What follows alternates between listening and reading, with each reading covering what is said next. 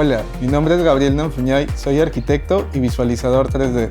Trabajo como jefe de proyectos en una constructora, pero también estoy encargado del área de visualización 3D y me fascina la postproducción arquitectónica. Mi proceso creativo empieza por conocer bien el proyecto y así identificar cuáles son los espacios que más puedo resaltar.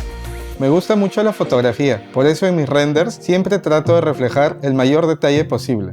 El objetivo de mi postproducción es resaltar al máximo los atributos del proyecto y presentarlo de forma creativa a mis clientes. Así puedo acercarlos al espacio y comunicarles todas mis ideas de manera más clara.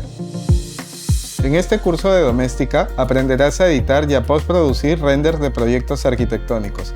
Como proyecto final, realizarás la postproducción de un proyecto arquitectónico aplicando tu propio estilo y harás un GIF para tus redes sociales resumiendo todo tu proceso de trabajo.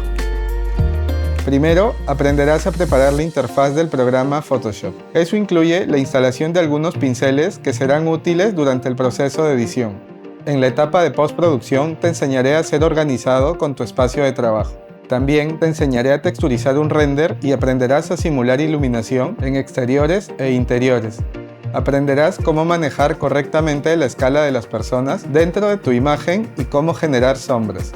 Más adelante te enseñaré a plasmar tu proceso de edición a través de un GIF y te enseñaré a exportar tu imagen final tanto para tu portafolio como para tus redes sociales. Finalmente, aplicarás todo lo aprendido en una imagen en la cual tendrás total libertad para crear tu propio estilo de edición. Al terminar este curso, conocerás mi flujo de trabajo para hacer la postproducción de un render arquitectónico para comunicar y vender tu visión de forma atractiva. Para llevar este curso necesitas conocimientos básicos de SketchUp, V-Ray y Photoshop y una computadora con estos programas instalados.